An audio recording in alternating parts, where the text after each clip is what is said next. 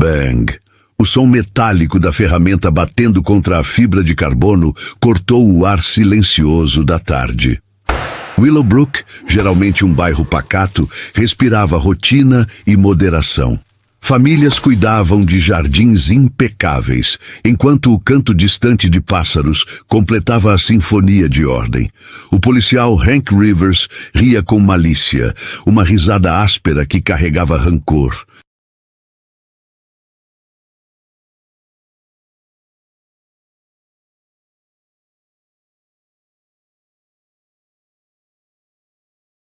O capô laranja flamejante do Fenrir RS, cuidadosamente polido, agora exibia uma cicatriz profunda, feia, como se tivesse sido marcada por décadas de inveja contida.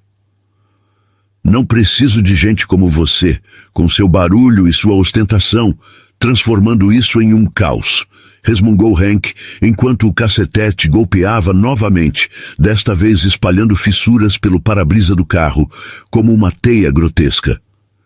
Da varanda, o dono do veículo observava.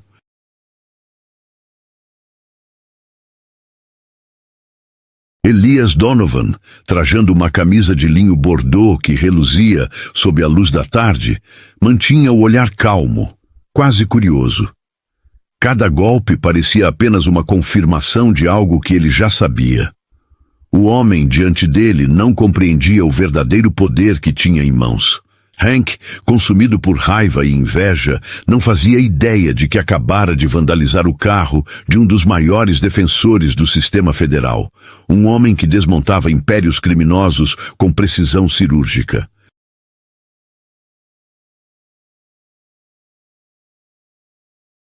A pergunta pairava no ar.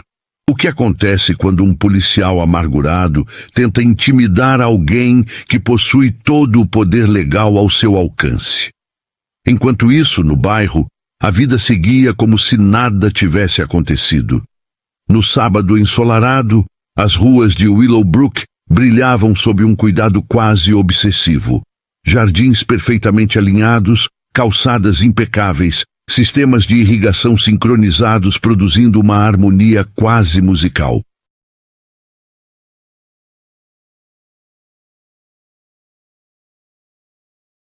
O maior drama da vizinhança era uma queixa sobre a cor de uma cerca ou o tamanho do arbusto do vizinho.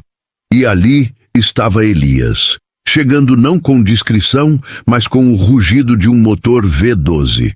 Seu Fenrir RS parecia menos um carro e mais uma criatura alienígena elegante, cada curva projetada para capturar a luz como fogo líquido.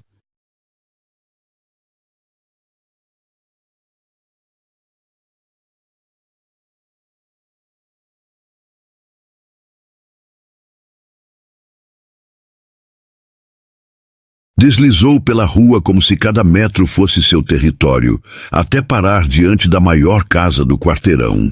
Uma mansão moderna, com linhas geométricas perfeitas e janelas que refletiam a tarde. A porta se abriu suavemente para cima, como a asa de um pássaro predador.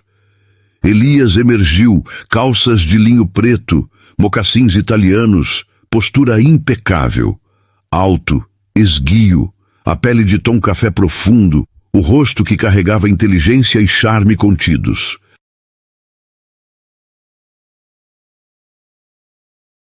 Mas era sua camisa bordô, combinando com o carro, que gritava confiança silenciosa. Num bairro de tons pastéis e uniformidade calculada, ele era uma explosão de cor e presença. Do outro lado da rua, Hank observava através de suas persianas. A amargura subiu à garganta, uma mistura de ciúme e ressentimento. Ele se considerava o guardião de Willowbrook, quem zelava pelas regras não escritas da comunidade.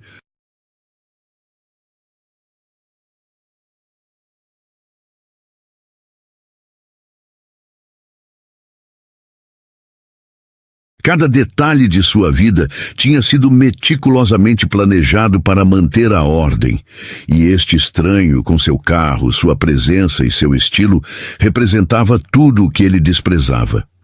"Brenda, venha aqui!" Rosnou, os dedos brancos de tensão sobre a moldura da janela. Sua esposa, Brenda, com cabelo loiro impecável e sorriso ensaiado, entrou apressada. "O que foi, Hank? Os Carters mudaram outra vez?" "Pior, muito pior. Veja só." Ela seguiu o olhar dele e viu o carro. Um monstro de design e potência parado ali, desafiando tudo que Willowbrook representava. O desdém era quase palpável. Então ela viu Dorian. O sorriso ensaiado de Lívia vacilou, substituído por uma expressão de surpresa misturada com desagrado. "Meu Deus, quem é esse?" murmurou franzindo a testa. "Como ele conseguiu comprar a antiga propriedade dos Whitmore? Ouvi dizer que saiu por quase 3 milhões.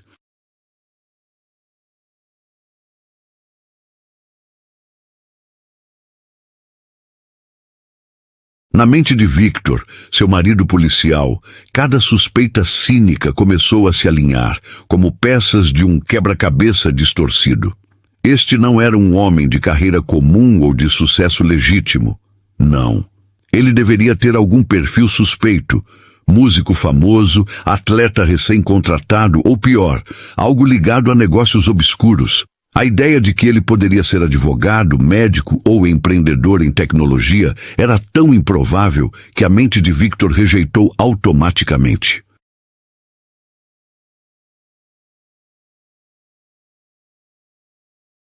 $3 milhões, disse com um sorriso torcido, virando a boca como se provasse algo amargo. Isso é para pessoas de famílias normais, Lívia. Gente decente e trabalhadora, não para ele. Mas Dorian, alheio à vigilância silenciosa do outro lado da rua, caminhava com passos calmos e seguros pela trilha de pedras até a porta da nova residência. Cada passo transmitia a confiança de alguém que sabia exatamente o que conquistara. Ele não olhou para trás. Não precisava. Ele conhecia seu próprio valor, sua presença, o poder silencioso de quem não precisa se justificar. Ao chegar à porta, parou, e seus olhos percorreram a rua imaculada, as casas alinhadas e os jardins meticulosamente cuidados. Por um instante, parecia que ele enxergava diretamente através das janelas dos Whitlocks, sentindo a tensão que exalava de quem se considerava dono do bairro.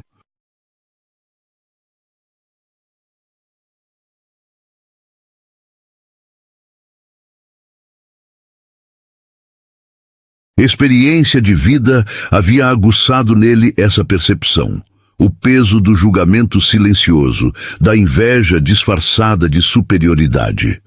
Um leve suspiro escapou de seus lábios, quase imperceptível. Ao destrancar a porta e entrar no hall fresco e amplo de sua casa, uma sensação familiar de determinação tomou conta de Dorian. A batalha já havia começado, mesmo antes de ele se instalar totalmente. Nos dias que se seguiram, a presença de Dorian transformou Willowbrook.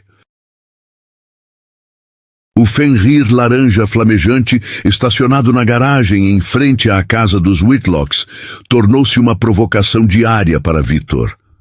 Todas as manhãs, ao entrar na viatura fornecida pela cidade, Victor era lembrado do contraste. O carro baixo, elegante, dormindo como um predador silencioso, zombava de sua própria existência monótona. Não era apenas um veículo, era a representação de um mundo de liberdade e riqueza que ele só podia imaginar.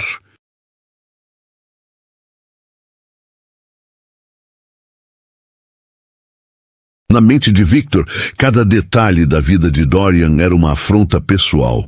Homens como Dorian não deveriam morar em casas de milhões nem dirigir supercarros de luxo. Eles eram os rostos de seus casos de patrulha, suspeitos, marginais, estatísticas em relatórios policiais. Toda a carreira e identidade de Victor se apoiavam na lógica de nós contra eles. Dorian havia quebrado essa barreira e, com isso, violado profundamente o senso de ordem que Victor cultivara. A obsessão se instalou. Victor passava a noite sentado à frente do computador, vasculhando registros públicos, tentando encontrar algo, qualquer coisa, que justificasse sua suspeita. Digitava o nome de Dorian, buscando antecedentes criminais, falências, despejos, contratos suspeitos. Nada. Segundo os registros, Dorian era um fantasma, sem presença online, sem escândalos, apenas uma vida ascendente, marcada por progresso constante e conquistas discretas. A falta de evidência apenas inflamava a inveja de Victor. Era um policial experiente, com 15 anos de serviço, horas extras cumpridas, respeitado na delegacia. Ele tinha feito tudo certo. Mesmo assim, sua vida parecia insignificante diante da presença tranquila e poderosa de Dorian. Uma vida de escolhas previsíveis e cautelosas. Hipoteca de 4%, um Toyota antigo, férias na praia a cada 2 anos. Tudo meticulosamente planejado. E então havia Adrian Wolfe, que parecia existir em um mundo onde limites não existiam. Numa tarde ensolarada, Leonard, policial da vizinhança, viu uma van de tecnologia estacionar na casa de Adrian. Técnicos passaram horas configurando o que Leonard só podia imaginar. Um sistema de som ultramoderno capaz de inundar a rua inteira com música cristalina. Poucos dias depois, um paisagista passou o dia inteiro discutindo com Adrian sobre novas fontes e jardins ornamentais. Cada melhoria, cada luxo recém-adicionado era como uma facada na autoestima de Leonard.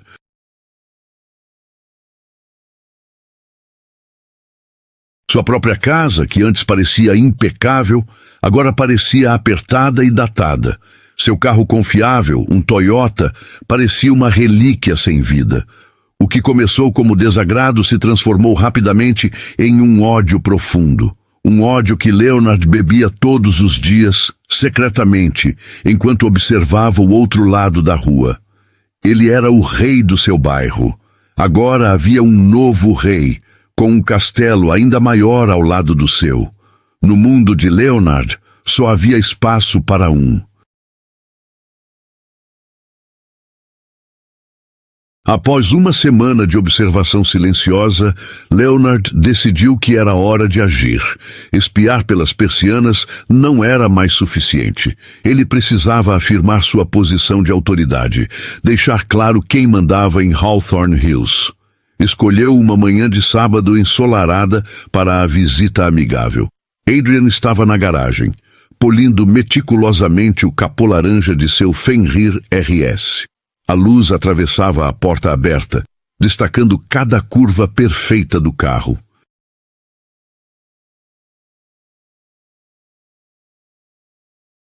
Vestia calças de moletom cinza e camiseta preta. Simples, mas cada gesto carregava elegância. A porta aberta era um convite silencioso que Leonard não conseguiu resistir. "Bom dia", disse Leonard, forçando um sorriso, seus olhos frios observando cada detalhe. Vestia bermuda cargo e camisa polo desbotada, tentando parecer casual, mas a tensão se refletia nos braços cruzados. Adrian ergueu os olhos, continuando a limpar o carro com calma. "Bom dia."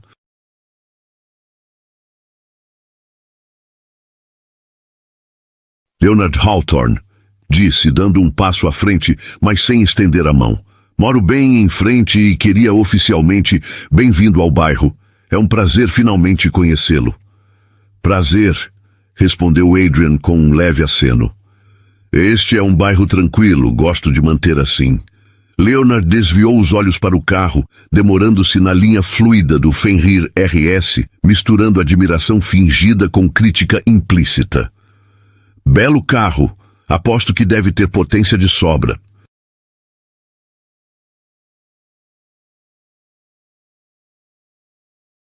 "É divertido de dirigir, não?" "Sim", disse Adrian neutro. "Muito divertido." Leonard riu curto, seco. "Bem, Adrian, temos algumas regras rígidas aqui.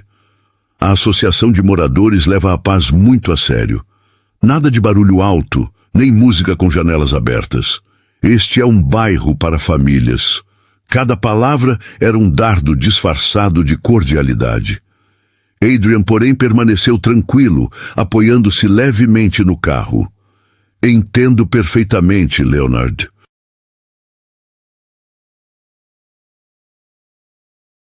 Escolhi este bairro pelo mesmo motivo. Tranquilidade. Não pretendo incomodar ninguém. Ótimo, disse Leonard, irritado com a calma do homem à sua frente. Ele esperava desculpas nervosas ou receio. Nada disso veio. Leonard tentou reafirmar a autoridade. Sou sargento da polícia local. Também atuo como fiscal não oficial das regras do bairro. Se houver problemas, normalmente me ligam primeiro. A tentativa de intimidar encontrou resistência silenciosa. Excelente, respondeu Adrian com educação. É bom ter alguém experiente por perto, traz segurança para todos. Leonard sentiu que estava perdendo o controle. Ele lançou sua última carta. E me diga, Adrian, com que trabalha para ter um lugar desses e dirigir um carro assim? Algo interessante, imagino. Adrian sorriu, um sorriso genuíno que transformou o rosto e irradiou confiança. Trabalho para o governo, disse simplesmente. Leonard engoliu em seco. Não havia crime, não havia irregularidade, apenas uma vida limpa e discreta. Nada que se encaixasse em sua narrativa. Governo, hein? Murmurou Leonard, arrastando as palavras, tentando manter a compostura. Bem-vindo ao bairro. Virou-se e atravessou a rua, frustrado, com o rosto carregado de ressentimento. Adrian olhou para o Fenrir, depois para a fachada impecável de Leonard. A recepção havia sido entregue. Um cumprimento cordial, que de fato era uma declaração silenciosa de domínio.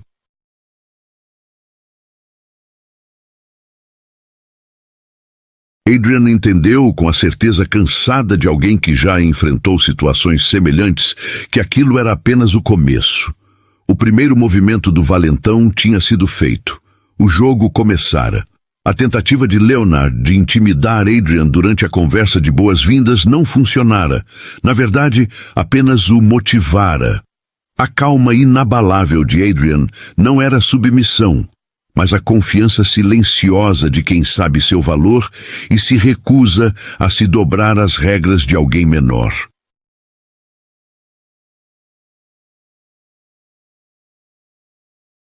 Leonard, acostumado a que sua autoridade fosse inquestionável, especialmente cara a cara, não podia deixar aquilo passar.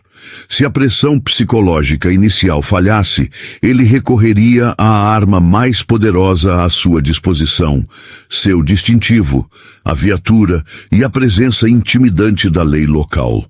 A guerra por Hawthorne Hills agora seria travada com recursos oficiais. Na segunda-feira seguinte, o assédio começou.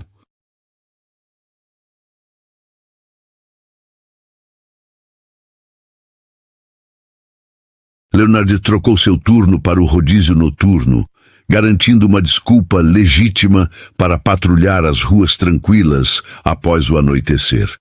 Exatamente às 21h15, Adrian estava em seu escritório, um cômodo amplo com vista para a rua, quando uma luz intensa e penetrante invadiu o espaço, deixando-o momentaneamente cego.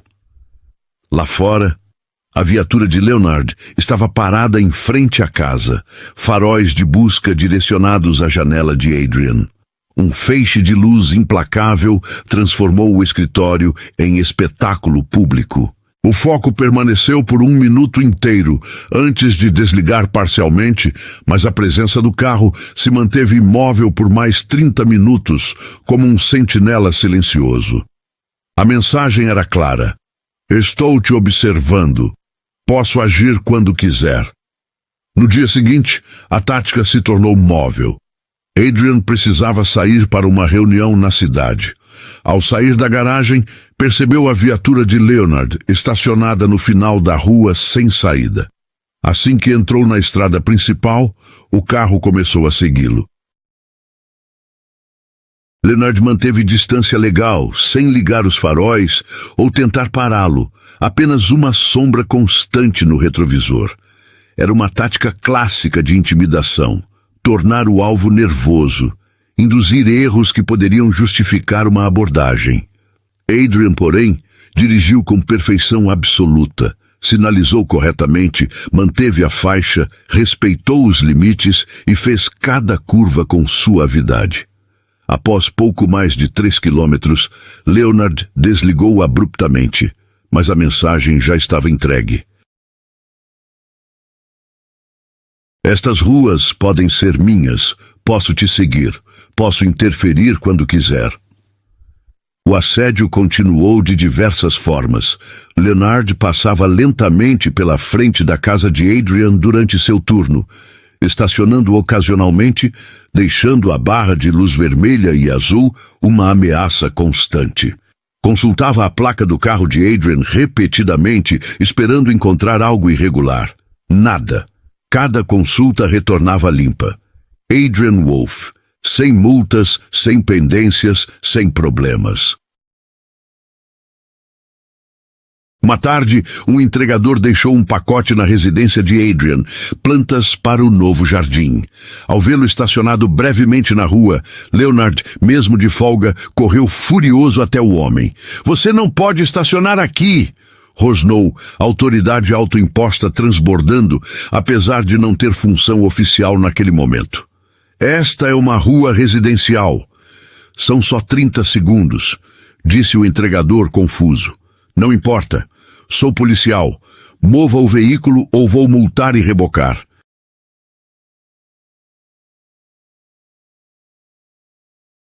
Adrian abriu a porta e falou com calma. "Há algum problema, policial Harding?" "Ele está estacionado ilegalmente", gritou Leonard. "Esta não é zona de carga." "Ele entrega um pacote pessoal para minha casa", respondeu Adrian sereno. "E você está de folga. Não tem autoridade aqui." A afronta direta à sua autoridade diante de um terceiro fez Leonard ferver de raiva. O rosto ficou vermelho, os punhos cerrados. "Sempre fui um agente da lei", exclamou tentando reafirmar seu poder. Adrian apenas olhou para ele e depois para o entregador. "Por favor, entregue meu pacote." Ele falou ao entregador com voz calma e firme.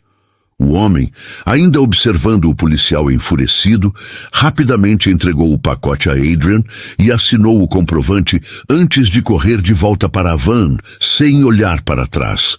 Leonard ficou parado no meio da rua, vermelho de raiva e impotente. Sua autoridade havia sido publicamente ignorada, descartada como irrelevante.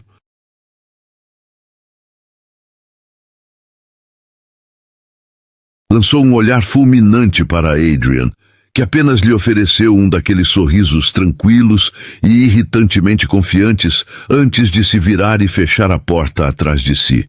O padrão estava estabelecido. Leonard acreditava estar usando seu poder, oficial e percebido, como arma.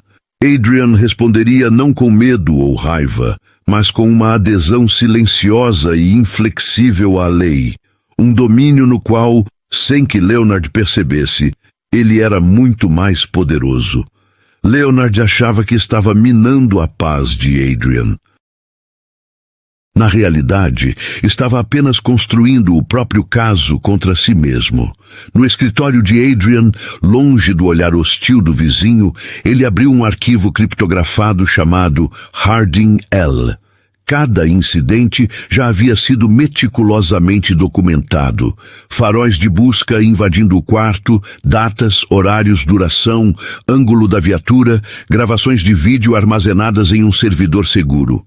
Cada perseguição no trânsito, cada ato de intimidação, cada abuso de autoridade fora registrado com precisão. Até a menor provocação tinha evidências irrefutáveis. Adrian entendia a psicologia de Leonard. Valentões como ele queriam uma reação: medo, raiva, Confronto. Queriam que o alvo cometesse um erro para justificar sua escalada. Adrian não cederia. Sua paciência era sua arma mais refinada. Cada movimento de Leonard só fortalecia o registro, tecendo lentamente uma armadilha legal que o próprio policial se colocava dentro.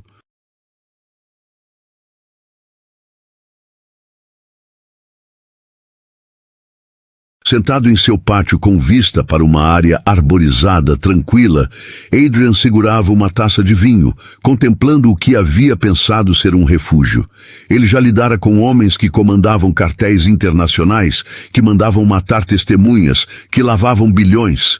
Eram poderosos, astutos e violentos. Mas Leonard, de certa forma, era mais insidioso.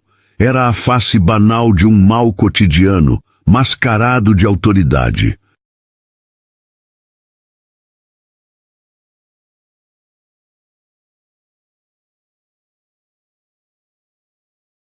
Um homem que acreditava ser herói, enquanto seu preconceito e assédio mascaravam uma corrupção de caráter. Adrian não seria intimidador. Ele manteria seu lugar naquela casa, naquela vizinhança. Deixaria Leonard continuar sua guerrinha mesquinha, permitiria que ele se sentisse poderoso enquanto construía silenciosamente seu próprio caso legal. Cada violação, cada abuso, cada ato de arrogância do policial alimentava o dossiê. O alvo era Leonard e a armadilha se montava por conta própria. Na tarde seguinte, a isca foi lançada de forma sutil. As janelas estavam abertas e, através do sistema de som de alta fidelidade, Adrian reproduziu uma peça que combinava delicadeza e sofisticação. As 4 estações de Vivaldi, executadas com clareza cristalina. Cada nota era perfeita, cada acorde rico e profundo, uma demonstração silenciosa de disciplina e gosto refinado.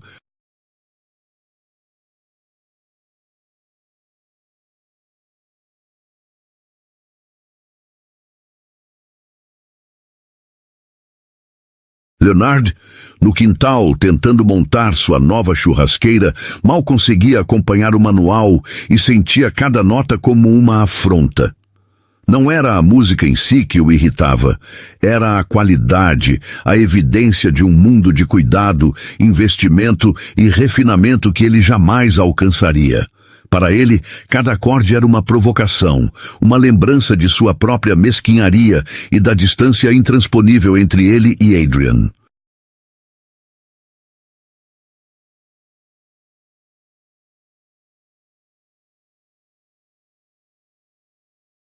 Enquanto isso, Adrian observava calmamente, tomando outro gole de vinho, cada movimento calculado. Cada gesto de Leonard apenas confirmava o que ele já sabia. O inimigo estava construindo sozinho a própria queda. E assim, silenciosamente, a guerra psicológica continuava, com um mestre paciente tecendo a justiça e um valentão inconsciente cavando seu próprio desastre. Bairro de gente simples, trabalhadores com hábitos tranquilos.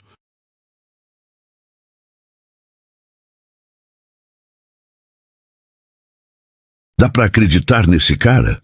Leonard resmungou para Sylvia, que estava sentada no pátio lendo uma revista. Ele acha que mora numa sala de concertos. Isto é um bairro, não a ópera. Sylvia ergueu os olhos, franzindo a testa. É um pouco barulhento, querido, disse, sempre pronta a validar suas queixas. Para Leonard era tudo o que precisava. Normal era a palavra-chave. O jazz sofisticado, o carro vermelho reluzente, as camisas de linho de Adrian, nada disso era normal. Era estranho, uma violação do código não escrito da mediocridade suburbana. Ele atirou a chave de fenda na grama, a indignação estampada no rosto. Finalmente, tinha um motivo legítimo para intervir. Entrou em casa e foi direto para seu escritório, onde guardava uma cópia do Estatuto da Associação de Serenity Grove e os códigos municipais da cidade.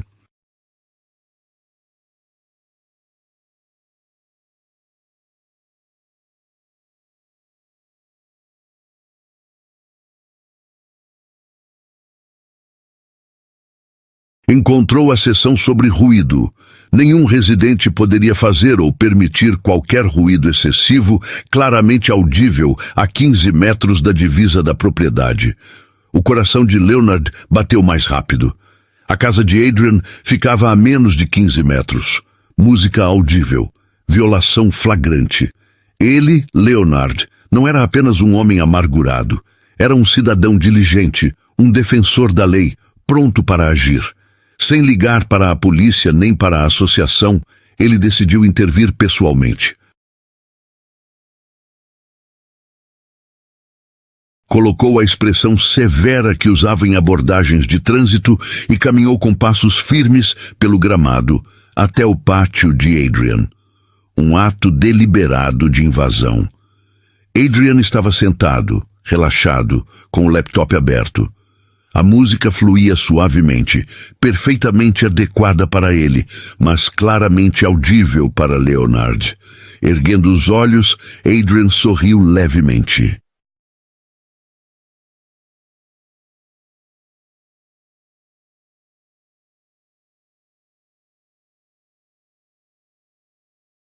Oficial Harding, posso ajudar em alguma coisa? Desligue essa porcaria! Rosnou Leonard, ignorando qualquer formalidade de cortesia entre vizinhos. Este é um bairro residencial. Não precisamos desse barulho poluindo a rua. As sobrancelhas de Adrian se elevaram. Barulho! É jazz, Leonard, e o volume está longe de ser excessivo. Não me interessa se é Coltrane ou os Beatles. É uma violação do regulamento de ruído da cidade, seção 9, parágrafo 4. Ouça bem, estou te dando um aviso.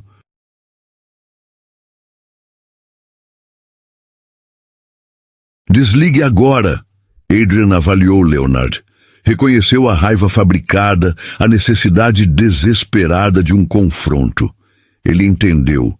A música não era o problema. Era apenas uma desculpa para afirmar dominância.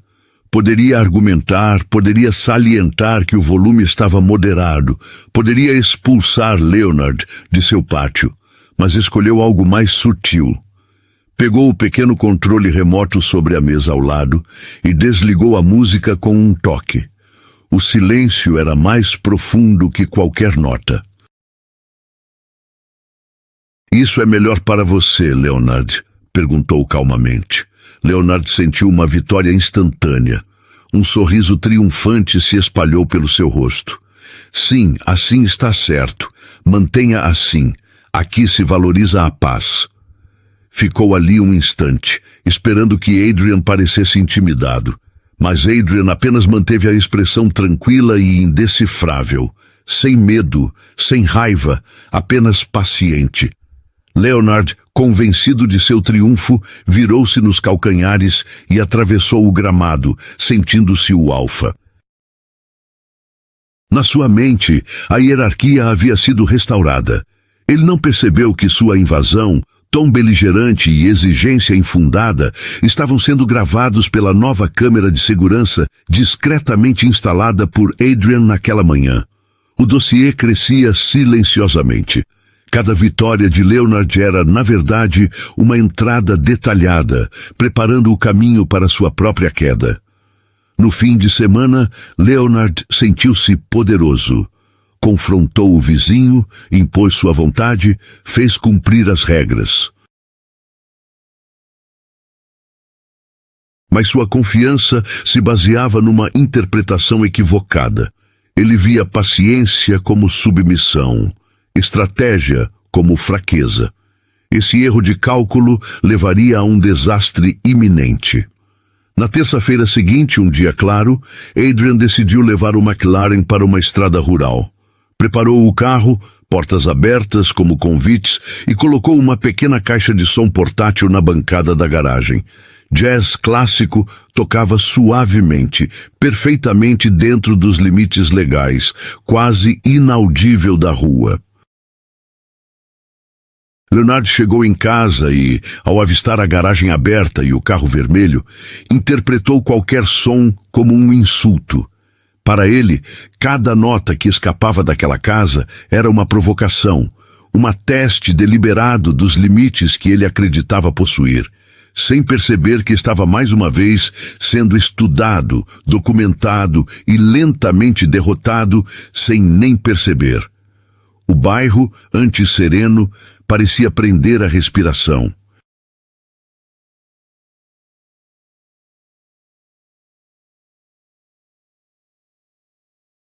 Leonard endureceu o rosto.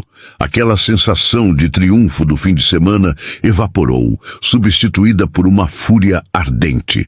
Ele não suportava mais advertências silenciosas, sinais sutis de que não tinha controle. Era hora de um gesto final, inequívoco e autoritário. Não se deu ao trabalho de trocar de uniforme. Na verdade, manteve-o de propósito. O tecido azul, o brilho do distintivo, tudo era um símbolo de poder que ele pretendia usar ao máximo. As botas pesadas ecoavam no asfalto, a mão descansando no cacetete retrátil, pronto para impor respeito. Adrian, percebendo a aproximação, endireitou-se.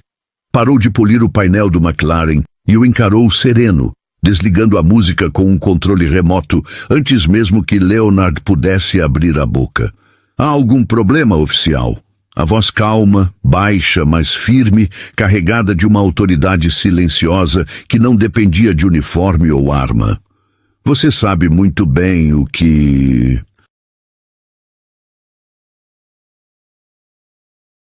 O problema é, bradou Leonard, apontando o dedo trêmulo para Adrian.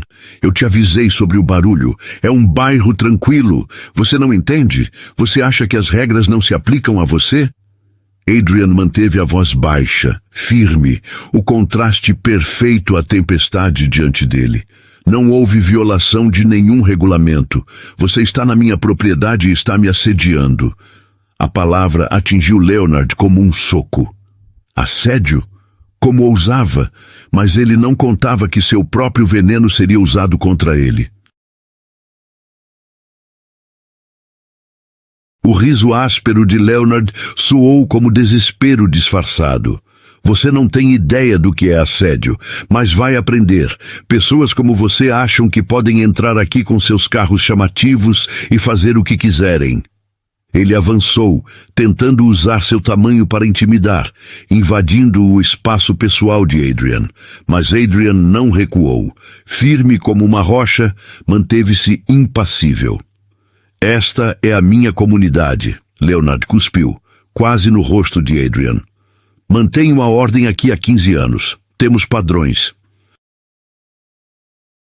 Não queremos carros tunados, música alta ou pessoas que nos desafiem. Era claro agora, não se tratava de música ou de carros. Era ódio puro, racismo explícito, uma hostilidade irracional a um homem negro cujo sucesso ele não conseguia suportar. Adrian manteve a calma. Um silêncio mortal pairou carregado de tensão. Ele estudava Leonard com olhar clínico, profundamente desdenhoso. Você é um homem triste e patético, Leonard, disse Adrian, voz baixa, firme, mais poderosa do que qualquer grito. Seu distintivo não faz de você um rei, faz de você um servidor público, e você está falhando miseravelmente. Saia da minha propriedade, agora. A rejeição, silenciosa e firme, atingiu Leonard como uma explosão. Todo o ressentimento acumulado explodiu. Não se atreva a falar comigo assim. Ele avançou com o bastão retrátil aberto, os 3 segmentos estalando metálicos, refletindo o sol da tarde. Cada movimento era ameaça pura, iminente violência física.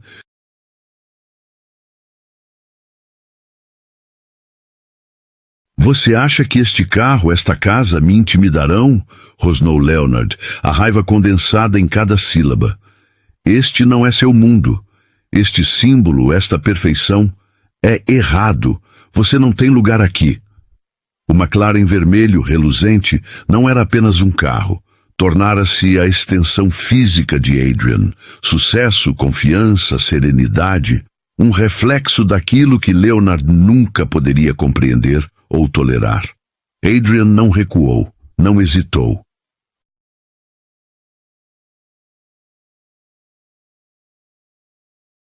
Mantendo a postura firme, o olhar penetrante, ele fez algo simples. Nada de gestos bruscos, nada de gritos. Apenas permaneceu ali, humano, seguro, inabalável. Leonard estava à beira do precipício, consumido pelo próprio ódio. A próxima ação seria sua, e seria decisiva. A presença de Dale era uma ameaça tangível. Destruir o que era dele era destruir o que Marcus representava. A ordem, a paciência, a autoridade silenciosa.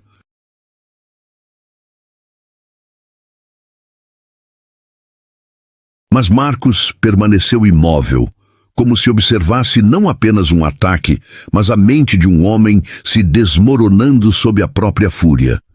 Cada gesto de Dale, cada avanço impulsivo, era calculado e registrado mentalmente, transformado em evidência antes mesmo de qualquer reação. Agressão com arma letal? Possível. Uso ostensivo de autoridade? Certamente. A destruição da propriedade elevava tudo a crime grave. O uniforme de Dale convertia o ato em violação federal, perpetrada sob o pretexto de poder. Marcus não era mais apenas um vizinho sendo assediado. Era um promotor, um observador frio e preciso, testemunhando um suspeito selar seu próprio destino. O silêncio de Marcus era sua armadilha. Dale esperava medo, súplica, desespero, e encontrou nada disso. Essa calma provocava mais fúria do que qualquer afronta verbal. "Vou te ensinar uma lição sobre respeito", sibilou Dale, adrenalina e ódio transbordando. Em um movimento fluido, treinado, ele desdobrou o bastão retrátil. O impacto foi seco e metálico, a ponta de aço atingindo o capô de fibra de carbono do McLaren. Um clang insuportável rompeu a tarde. Uma cicatriz profunda atravessou a superfície vermelha, revelando fibras expostas. Dale arfava, excitado com seu suposto triunfo.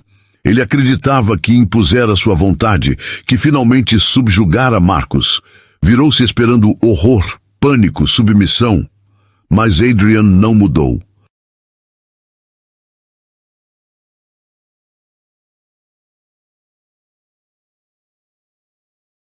A calma glacial se manteve, agora acompanhada de um olhar de julgamento absoluto, o olhar de um juiz prestes a proferir sentença.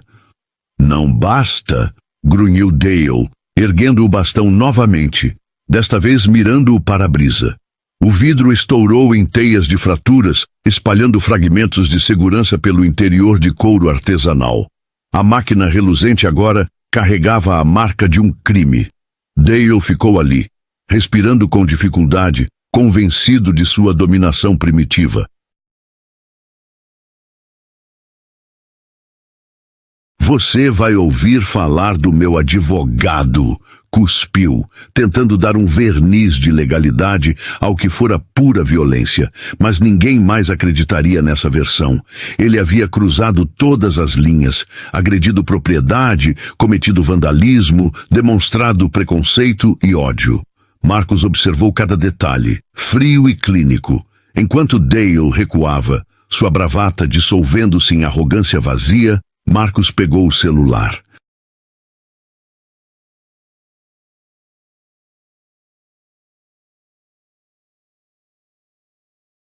Não ligou para a polícia local. Isso seria inútil. A própria instituição estava contaminada pelo que representava Dale. Percorreu contatos de confiança, alguém capaz de transformar aquela destruição em ação imediata. A armadilha estava armada e o criminoso havia mordido a isca sem perceber. Com mãos firmes, Marcus começou a documentar. Fotos detalhadas do capô danificado, do vidro estilhaçado, das fibras expostas.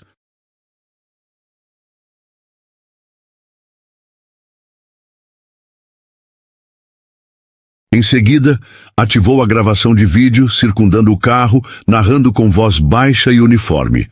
Horário aproximado, 14h45. Local, minha garagem particular. Autor, policial Dale Harding, do Departamento de Polícia da cidade. Após cometer vandalismo e agressão, deixou o local. Documentação de evidências iniciada. Declaro que todas as informações aqui registradas são precisas e isentas de emoção pessoal. Não havia raiva, não havia pânico.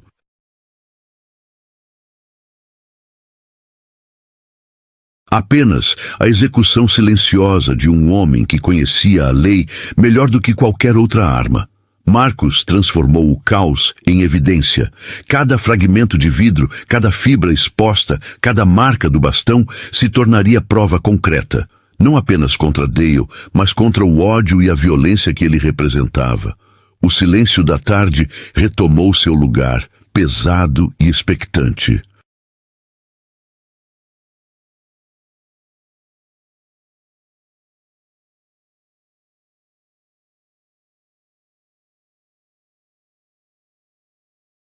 O bairro, que antes parecia pacato, testemunhou a ruptura de sua paz. Mas Marcos permaneceu o epicentro do controle, a calma no olho do furacão, pronto para transformar o ato mais primitivo de violência em uma condenação irreversível. Marcos recuou para dentro de casa, fechando a porta da garagem com um baque firme. Cada clique da fechadura era um selo de segurança, uma barreira física e simbólica entre ele e o caos lá fora.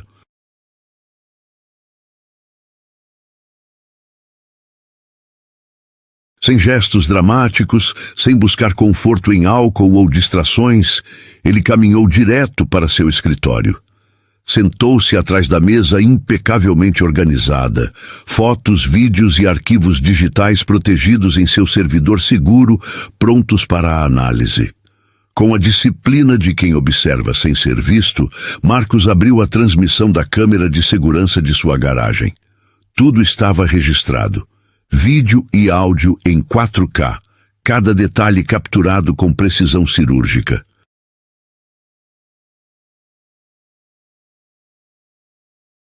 Ele assistiu calmamente ao incidente, absorvendo cada ameaça, cada movimento do cacetete, cada ataque deliberado. Salvou uma cópia rotulada como agressão a Marcus Thorne, crime federal. Então, recostou-se na cadeira, fechou os olhos e respirou fundo. Uma onda de ira fria atravessou seu corpo, a fúria justa de um homem que dedicou sua vida à lei e que agora testemunhava sua violação grotesca por um suposto guardião. 60 segundos depois, a raiva se transformou em concentração pura. Ele pegou um segundo telefone, criptografado e emitido pelo Departamento de Justiça, e discou rapidamente. Henderson, disse uma voz firme do outro lado. Marcos respondeu com calma quase clínica. Agente Henderson, preciso de sua atenção imediata. Um policial local cometeu um crime de ódio contra mim em minha própria propriedade. O silêncio do outro lado foi pesado, como se cada palavra estivesse sendo medida. Explique, Marcos, disse Henderson finalmente, sua voz baixa e cortante. Marcos descreveu cada ato. O cacetete, o capô arranhado, o para-brisa quebrado. Cada agressão documentada em vídeo, cada detalhe registrado. Henderson ouviu, absorvendo cada nuance. Isso estabelece intenção, disse ele. Não é vandalismo comum.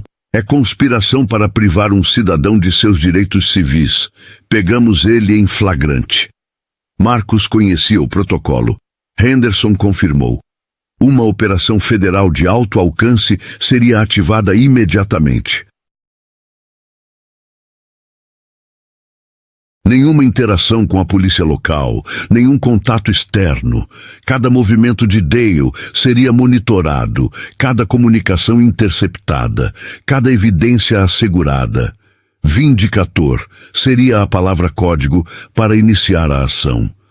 Marcos recostou-se, o plano em movimento, silencioso e letal como a própria lei.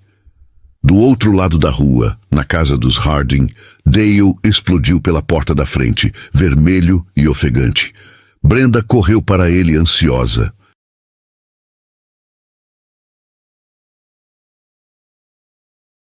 O que aconteceu? Ouvi você gritar! Dale, maníaco de orgulho, contou a história, cada vez mais exagerada, transformando sua agressão em vitória e heroísmo. Cada detalhe do confronto com Marcus se tornou um ato justificado em sua própria mente.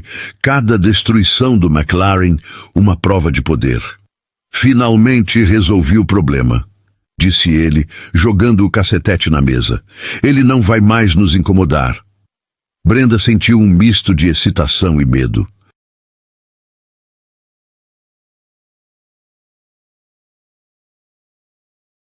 A racionalidade gritava que aquilo era perigoso, que vandalismo e agressão cometidos por um policial eram crimes graves. Mas a sensação de vitória era intoxicante. Para Dale, cada gesto era a reafirmação de sua autoridade, sua supremacia, seu domínio do bairro, da família e do que ele acreditava serem os valores corretos. Enquanto isso, Marcus não apenas registrava a cena. Ele já havia transformado cada fragmento de vidro, cada arranhão, cada testemunho em prova irrefutável. O jogo tinha apenas começado. Dale acreditava ter vencido uma disputa de bairro. Sem perceber, acabara de provocar a força total do Departamento de Justiça.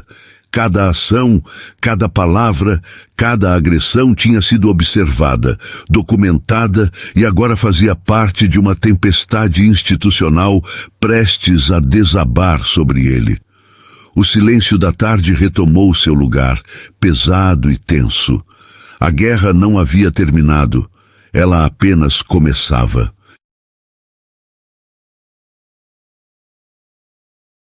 Marcus sabia que a paciência e o controle eram tão poderosos quanto qualquer arma.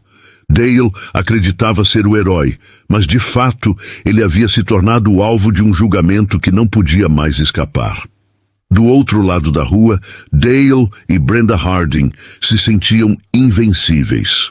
Na sala de estar, a luz dourada da tarde atravessava as janelas, iluminando partículas de poeira que dançavam no ar. Um cenário idílico de suburbano perfeito.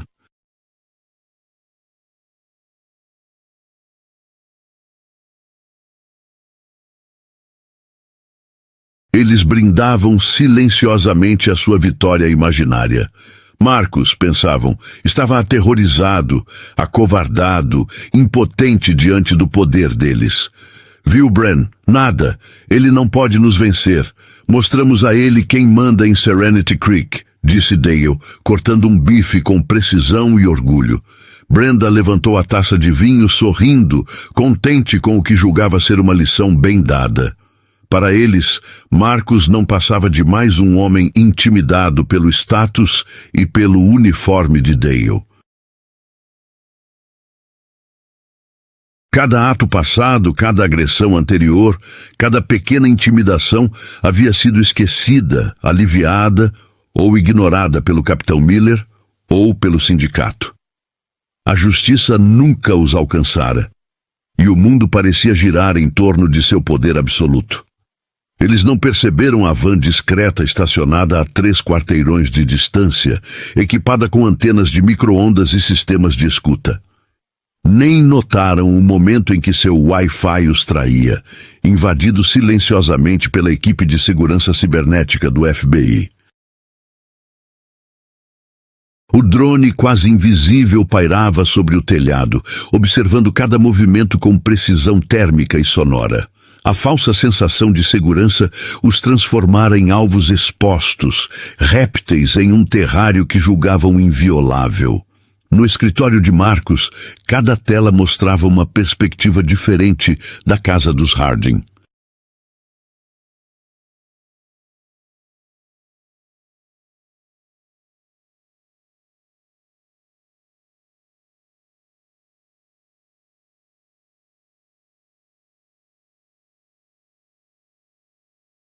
Imagens térmicas em alta resolução capturavam as assinaturas de calor de Dale e Brenda, enquanto câmeras estrategicamente posicionadas mapeavam o pátio, a sala de jantar e cada canto do imóvel.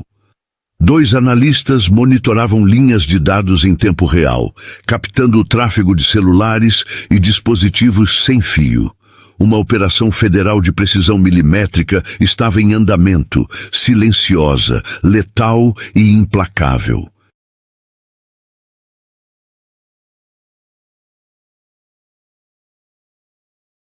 A voz de Henderson, transmitida com firmeza através do viva-voz criptografado, ecoava na sala de Marcus. Eles estão comemorando na sala de jantar. Áudio ao vivo, cristalino. Vamos ouvir a autossatisfação deles. E ouviram. Dale se gabava, inflando sua própria importância, descrevendo a destruição do McLaren como se fosse um ato de justiça. Brenda ria, alimentando sua sensação de triunfo, ignorante ao fato de que cada palavra estava sendo gravada, catalogada e transformada em prova federal. Ele precisava levar um choque de realidade. O que você acha que ele vai fazer agora? Perguntou Brenda, sem perceber a armadilha em que estavam. Nada, zombou Dale. Ele vai registrar uma queixa amanhã. Vai para o Capitão Miller e ele vai se encarregar de enterrar o caso. Nós protegemos os nossos. Marcus permaneceu impassível, observando cada gesto, cada palavra. Ele absorveu a arrogância deles com a calma glacial de um predador que reconhece a própria presa.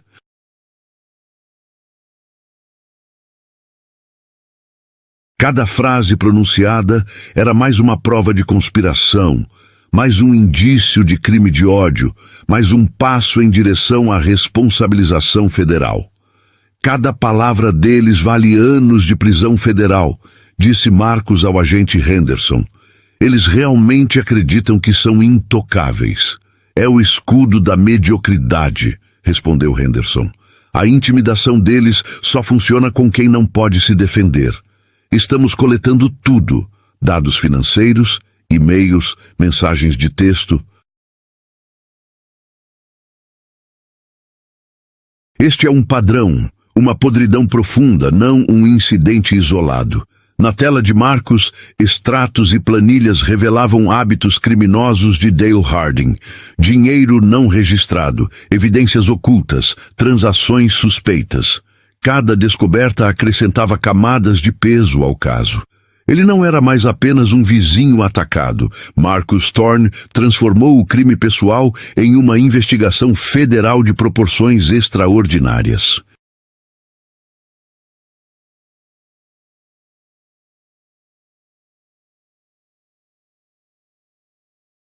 Enquanto os Harding brindavam a sua suposta vitória, uma tempestade silenciosa se formava sobre eles. O poder que julgavam absoluto estava prestes a ser esmagado pela força combinada da lei, da evidência e da estratégia meticulosa de um homem que nunca fora intimidado. A justiça, até então adormecida, despertava lenta, metódica e inevitável.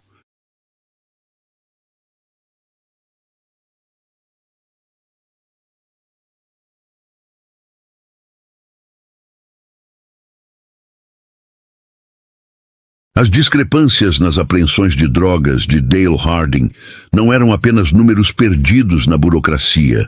Eram padrões, pequenas fissuras que revelavam algo muito maior. E o GPS discretamente instalado por Brenda no carro de patrulha do marido só confirmava o que Marcus já suspeitava. A família Harding vivia num mundo de controle obsessivo e confiança corrompida. A sensação que percorreu Marcus, apesar do calor do escritório, foi um arrepio profundo. Não se tratava apenas de racismo. Havia ali uma corrupção da alma, enraizada, quase palpável.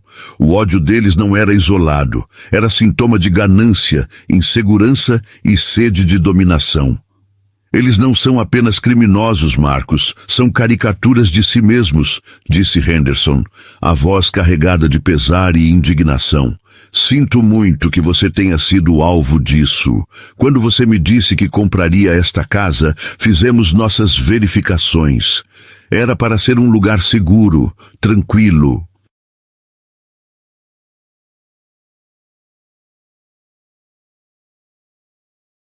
Você não poderia prever o veneno que estava prestes a encontrar, mas podemos eliminá-lo, e é exatamente isso que estamos fazendo. Na tela, diante de Marcus, as assinaturas térmicas de Dale e Brenda se moviam preguiçosamente pela sala de estar, acomodando-se diante da televisão.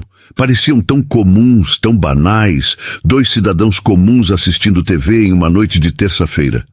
Mas cada gesto deles, cada sussurro, cada riso vazio estava sendo capturado, analisado e registrado. A casa que eles julgavam seu refúgio havia se transformado em uma prisão de vidro, onde a justiça os observava com olhos invisíveis e implacáveis. Ao amanhecer do dia seguinte, uma jogada calculada entrou em ação. Não para triunfar, mas para criar falhas documentadas, evidências irrefutáveis do pacto de silêncio que Dale Harding defendia com tanto zelo. Às 10 horas em ponto, uma advogada experiente, Albright, contratada por Marcus, chegou à delegacia central da cidade. A senhora Albright, elegante em seu terno cinza escuro, exalava autoridade contida. Aproximou-se do balcão e, sem hesitar, pediu: "Estou aqui em nome de Marcus Thorne para registrar uma denúncia formal." O sargento de plantão, entediado, ergueu o olhar. A menção de um cliente federal mudou imediatamente a dinâmica. "Você quer processar Dale Harding?" disse ele, misturando descrença e hostilidade. "Exatamente", respondeu Albright, firme. Vandalismo qualificado, agressão com arma letal e um padrão de assédio direcionado. O sargento suspirou, fez uma ligação rápida ao capitão Miller e apontou para um corredor escuro. "Entre ali, ele quer vê-la." O escritório de Miller era um relicário do passado.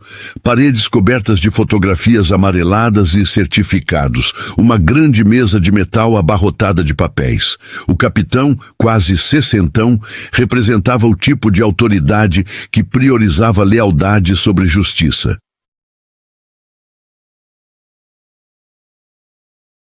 Recebera minutos antes o telefonema de Dale, repleto de queixas e justificativas sobre um vizinho problemático. "Sente-se", disse Miller, sem levantar os olhos do relatório. Albright fez exatamente isso, colocando a pasta cuidadosamente no colo. "Meu cliente tem um problema com a conduta criminosa do sargento Harding", começou ela, com voz medida e firme.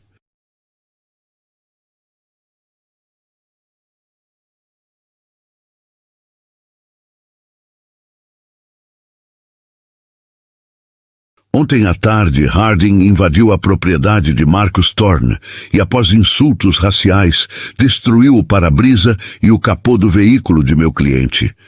Temos provas em vídeo de alta definição, com áudio completo do ataque verbal e da destruição de propriedade. Miller estreitou os olhos. Vídeos eram problemáticos, mas não invencíveis. Relatórios poderiam ser alterados, documentos perdidos. Mas o efeito imediato era perceptível. Albright não apenas alegava, ela mostrava. E cada detalhe estava cuidadosamente catalogado, pronto para expor a verdade escondida por anos de impunidade. "E o que ele fez para provocar o incidente?" tentou Miller, acionando a clássica tática de culpabilização da vítima. Albright apenas manteve a postura, firme. A história que ele conhecia, que pensava controlar, começava a se desmanchar diante da evidência irrefutável. O jogo de poder dos Harding, baseado em medo e privilégio, estava prestes a colapsar.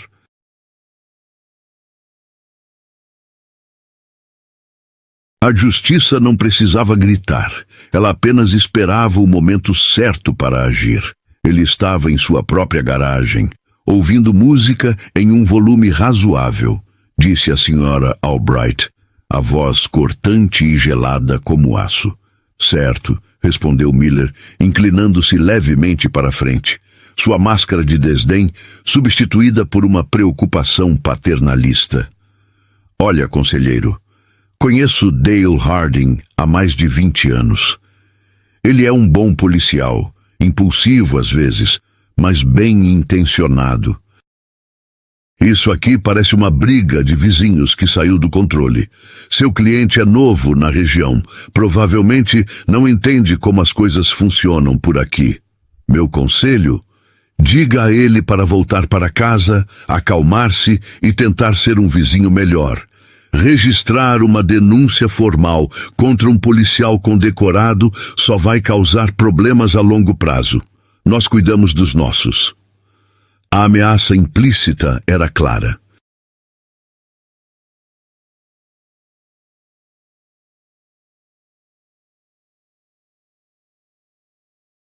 Miller não precisava usar palavras duras. Cada sílaba carregava a arrogância de quem se acredita intocável. Mas sem saber, ele tinha acabado de confessar, em alto e bom som, sua intenção de obstruir a justiça. A senhora Albright levantou-se com calma, a expressão impenetrável. Obrigada pelo seu tempo, capitão. A posição do departamento ficou perfeitamente clara. Ela se virou e saiu, deixando Miller sentado atrás da mesa, confiante em sua suposta vitória.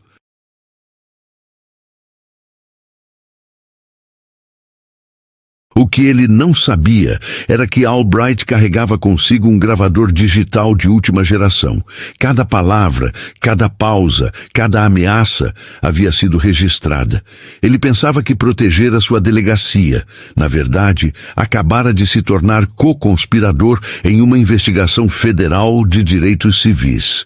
O castelo de silêncio que ele acreditava ter construído não era mais do que um castelo de cartas. E o FBI estava prestes a derrubá-lo.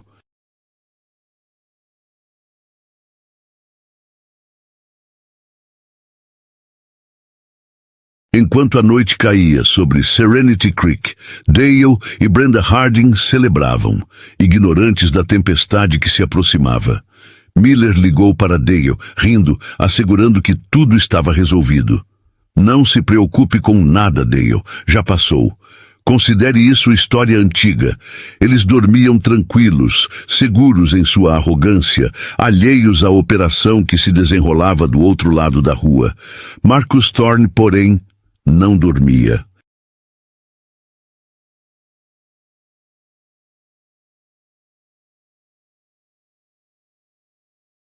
Sentado em sua poltrona no andar de cima, ele observava a casa dos Harding, com a calma de quem sabe que a justiça está próxima. Uma vibração no telefone quebrou o silêncio. Era o agente Henderson. Tudo pronto, disse ele. A equipe local dos US Marshals está posicionada. Todos os recursos estão no lugar. Às 06 anos, começamos a operação. A poucos quilômetros de distância, em um armazém industrial sem identificação, a preparação final acontecia em silêncio absoluto. Vans blindadas, agentes da SWAT, vestindo coletes à prova de balas e capacetes negros, revisando equipamentos e estratégias. Cada detalhe da casa Harding havia sido estudado. Planta baixa, móveis, rotas de fuga. A 051-45, eles embarcaram nas vans e avançaram pela madrugada, sombras silenciosas na escuridão. Quando o relógio marcou exatamente 0600, a realidade de Dale e Brenda mudou para sempre.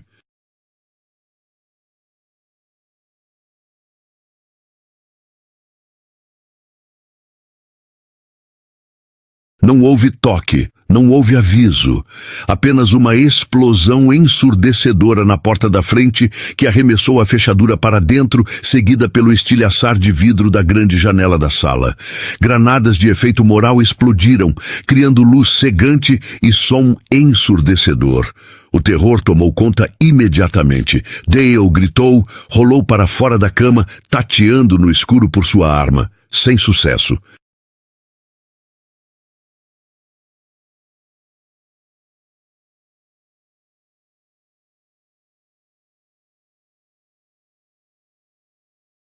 A porta do quarto foi arrombada e a primeira silhueta surgiu. Um agente do FBI, equipado com escudo balístico, rifle e óculos de visão noturna. "Mãos! Agora!" ordenou o agente. Dale congelou. Seus instintos não eram suficientes para processar a velocidade e a violência da intrusão. Não era um roubo, não era polícia local, era federal. Do outro lado da cama, Brenda gritou histérica, enquanto dois agentes apontavam armas diretamente para ela. "No chão! De bruços!" ordenou um deles. Em segundos, Dale estava algemado, Brenda contida, o caos total dominando a casa. O castelo dos Harding, símbolo de segurança e impunidade, havia sido tomado em menos de 90 segundos. Do lado de fora, vizinhos despertaram para vans blindadas e agentes fortemente armados. E através da grande janela da casa em frente, uma luz permanecia acesa. Uma figura em silêncio observava. Marcus Thorne, segurando uma caneca de café, imperturbável, observando a queda dos arrogantes. E, naquele instante, Dale Harding entendeu tudo. A força esmagadora, a invasão, a humilhação. Não era sobre drogas, não era sobre evasão fiscal. Era sobre ele, sobre o homem que ele havia subestimado, assediado, atacado. Um erro catastrófico que redefiniria seu mundo para sempre. De alguma forma, em sua arrogância e estupidez, Dale Harding havia se colocado contra forças que não podia controlar. E agora, o peso dessa escolha estava prestes a esmagá-lo.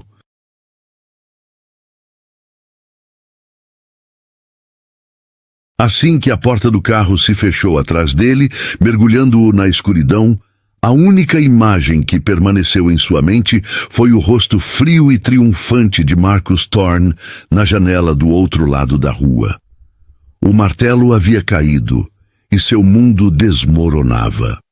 A sala de interrogatório do escritório de campo do FBI era feita para quebrar qualquer resquício de poder ou segurança.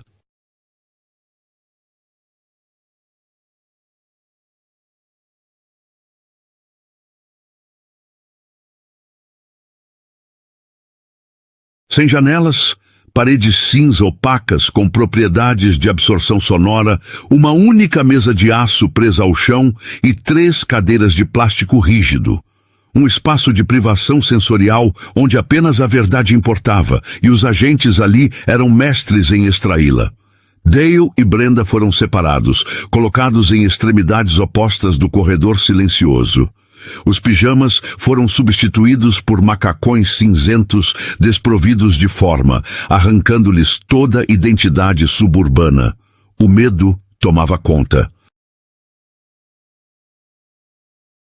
Dale permaneceu sozinho, o silêncio esmagador penetrando cada nervo. A adrenalina da operação já havia passado, substituída por confusão, raiva e incredulidade. O FBI... Um carro quebrado não fazia sentido, mas o rosto de Marcus Thorne continuava surgindo em sua mente. A porta se abriu. 2 homens de terno entraram, não SWAT, mas investigadores. O agente principal, calmo, experiente, chamado Davis, colocou uma pasta sobre a mesa sem abrir.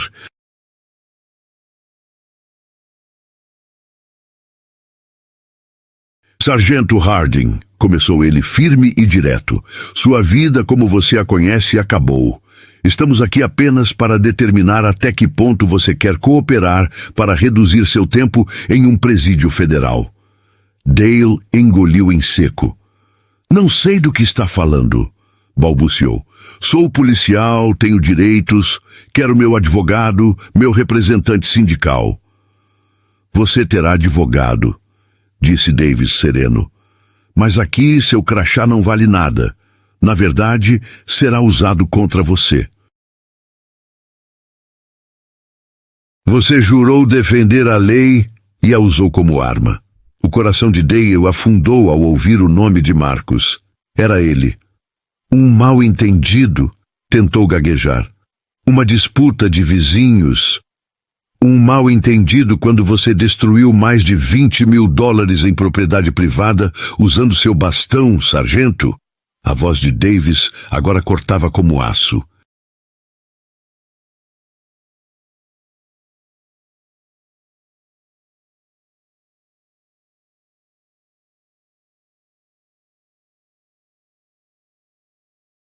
Um mal-entendido quando você disse que não queria gente como ele na vizinhança? Ou quando conspirou com o Capitão Miller para enterrar a denúncia? Dale ficou pálido. Eles sabiam de tudo. Cada passo, cada decisão, cada conspiração havia sido documentada. Davis sorriu friamente e tocou um alto-falante na mesa. Apertou um botão. A própria voz de Dale preencheu a sala, clara e distorcida, lendo exatamente as ordens que ele dera na delegacia.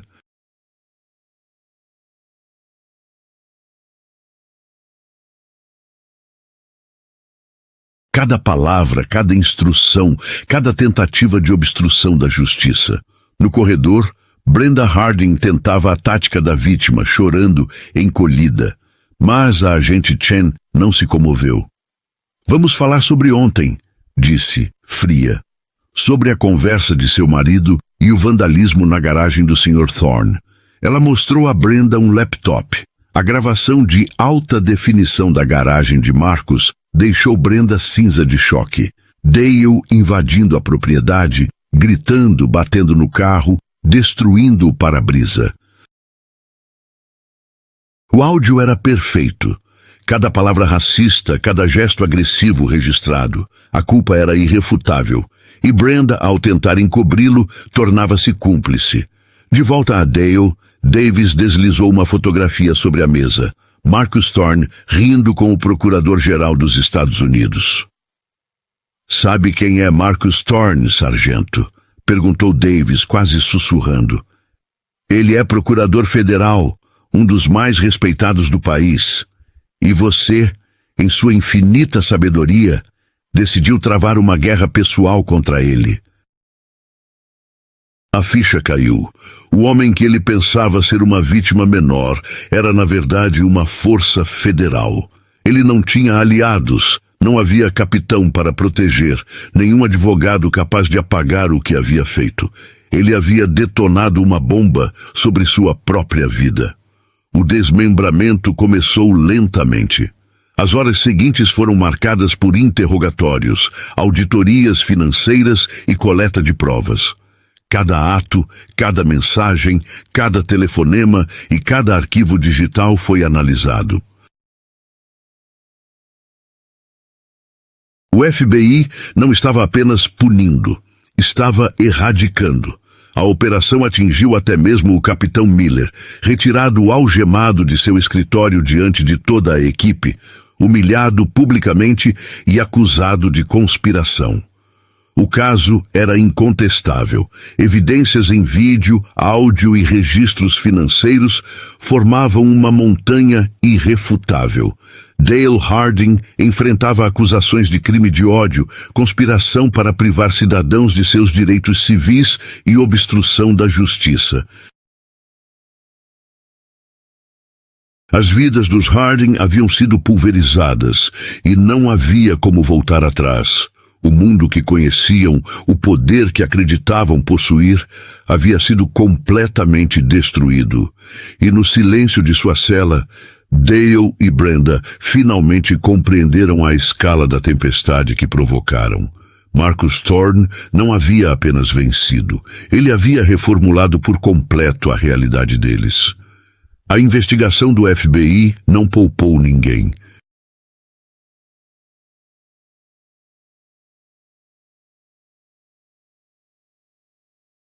Para Brenda Harding, as acusações eram esmagadoras. Conspiração para privar um cidadão de seus direitos civis, omissão de crime ao acobertar as ações do marido e obstrução da justiça. Cada uma delas carregava anos de prisão federal. Mas o verdadeiro ataque não era apenas criminal. Havia uma frente civil e profissional, meticulosamente planejada para destruir completamente os Harding. Dale foi demitido imediatamente pelo Departamento de Polícia.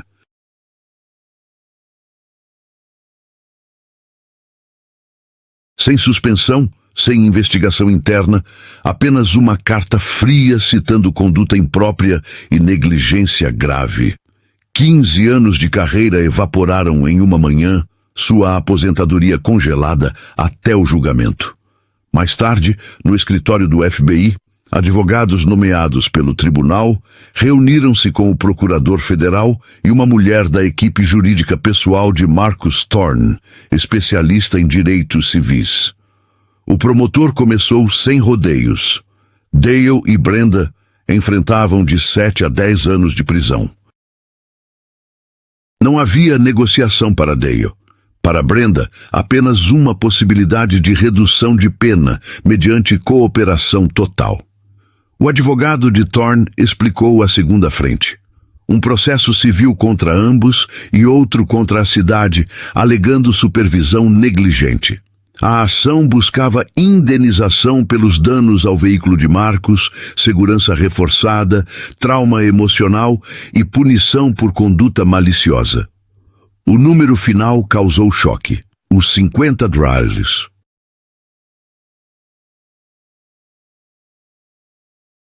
Advas eram apenas de valor inicial, sem contar reparos, que ultrapassariam os 200 mil reais.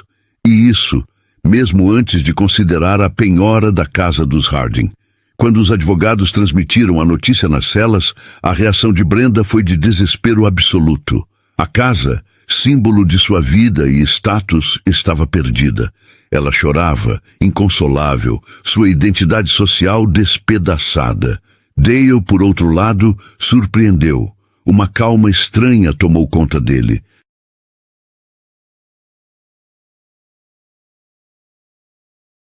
Ele finalmente entendeu a magnitude do poder que havia provocado. Aquilo não era justiça, era aniquilação. Cada escolha, cada ato de ódio, custaria tudo o que possuíra e possivelmente tudo o que algum dia poderia possuir. O julgamento federal foi rápido e brutal. Nos painéis austeros do tribunal, Dale parecia diminuto, impotente. O vídeo da garagem, com cada gesto agressivo e palavras racistas, silenciou a sala.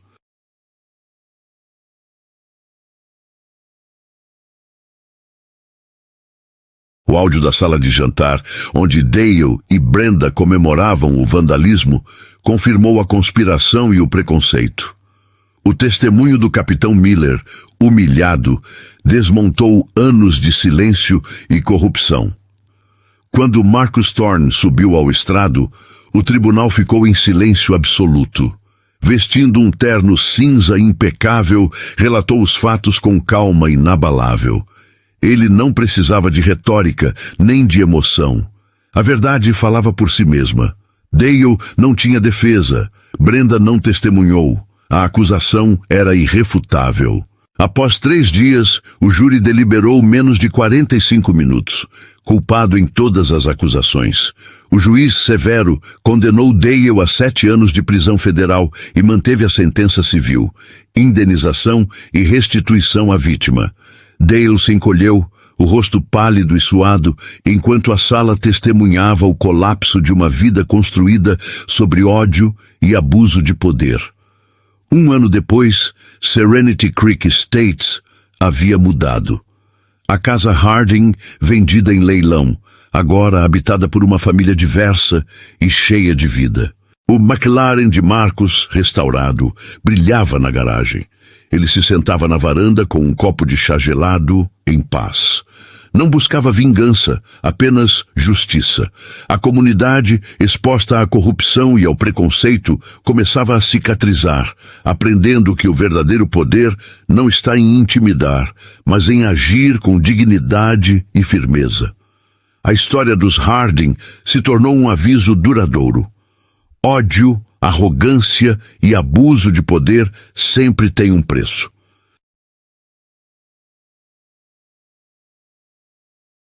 E quando confrontados com a verdade, até os mais poderosos podem ser desmantelados, expondo para o mundo inteiro a feiura escondida por trás da máscara da autoridade.